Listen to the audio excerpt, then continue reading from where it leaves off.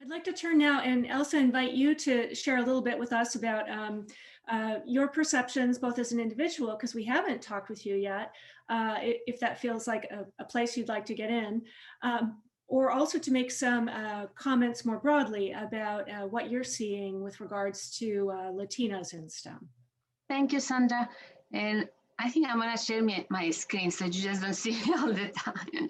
Let's see. Oh, I'm not able to share it, but let's see. Let me see if I can share it now. Not yet.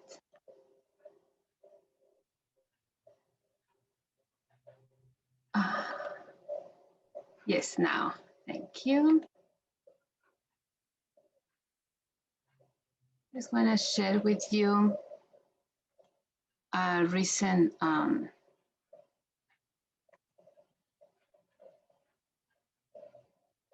one of the recent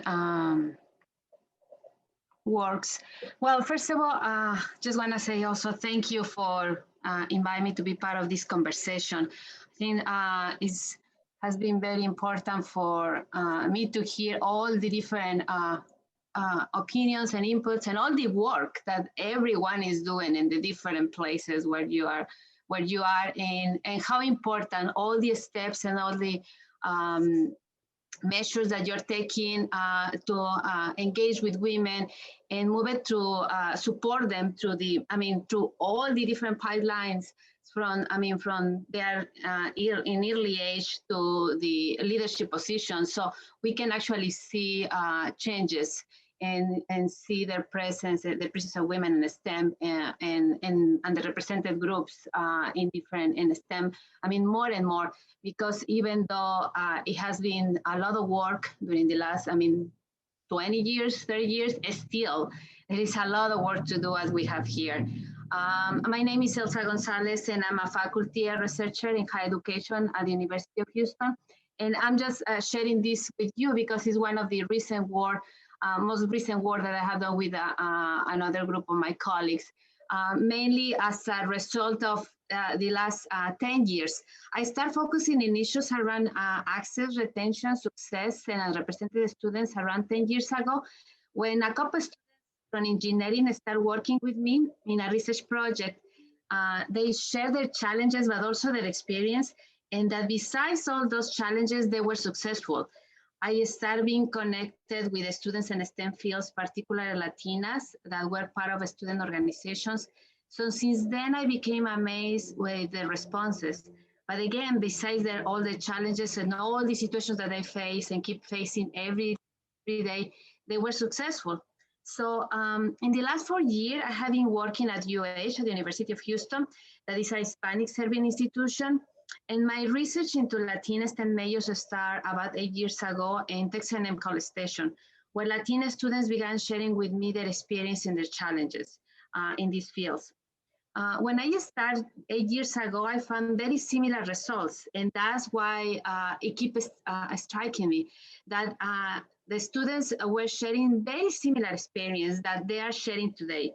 Many students talk about being the only Latina in the classroom, that while other students successfully start with their STEM majors, others opt for different programs of study and then opt for changing in their majors, as we have here through this conversation.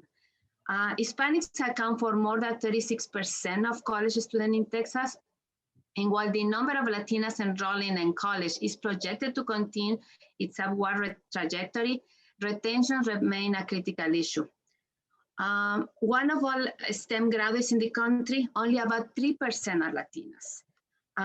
With the growing population of Hispanics in the country, we really need to be concerned about supporting these students who want to pursue careers in the STEM fields. And that's actually one of the this concern among colleagues and friends and experts in this area. We put together this work that I'm just sharing here with you. We need to help them become successful in the workforce because they are fundamental for the economic and social development of our country. The changing demographics of Texas, coupled with the vibrant diversity of the greater Houston, makes this kind of research even more important for the future of our state and our country, and as we can see, of the world. Some of the barriers that I found in Latinas and STEM face in general, many women in these fields, are social barriers such as lack of belonging in STEM fields, but also stereotypes. In second place, I find financial barriers and for some academics barriers, but not for so many.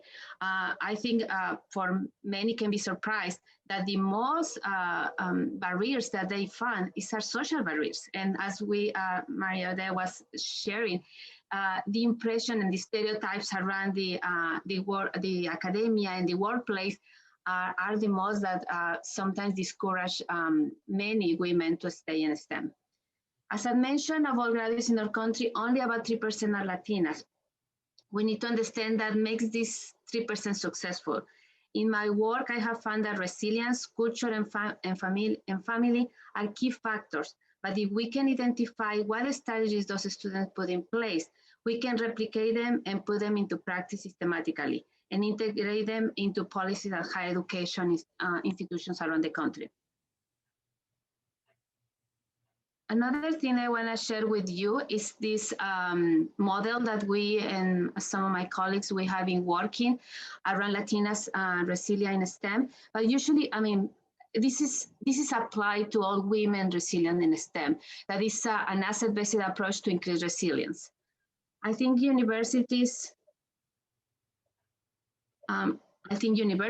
have a lot to say in having done a lot of efforts, as I said, and college and other side, high schools in K-12 system are doing a great job in their efforts to encourage Latinas and in general women to pursue STEM majors.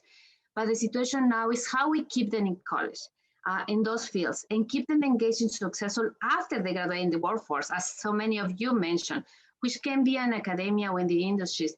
But what we can do when they are in college that help them to keep being successful after college, to stay in their fields, to become leaders in their fields, role models for the ones to come. There are some strategies that we have identified through this model, and we keep being present in our findings, such as mentoring, student organization, role model advisor, peer mentoring, etc. The US students in physics majors data clearly shows that they are Latinas in the pipeline at the bachelor level. However, the number of Hispanic females awarded graduate degrees decreased drastically. Through my research, we focus on determining factors for Latina persistence in physics to explore platforms and models that can be developed to address these factors. This can improve Latina success focusing on race, gender, and cultural sensitivity. I have studied Latinas at various stages of education, from K-12 to postgraduate studies, exploring these barriers and challenges they face. Another personal reason for my work started 8 years ago, and I just want to briefly mention, when my then 10-year-old daughter I took it to a competency in math, and she made a comment. She turned to me and said, "Mom, look around, I don't see anyone that look like me." Most of the kids in that competition, they were boys.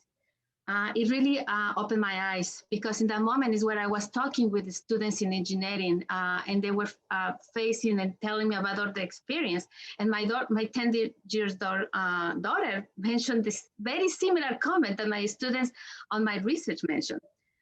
It really opened my eyes to the need of continuing this research. And still today, I can see it, and I sit with the students, and they mention several similar things. Ultimately, my research contributes to the guided development of evidence-based mentoring strategies and interventions that support resilience, persistence, and graduation of Latinas and STEM majors across the country. There is no reason, I think, that they don't do it. Some students still and colleagues, and we ask ourselves, why we keep doing it? There's no reason for they don't to pursue. They can do it, they should do it, and ultimately, why not? Thank you.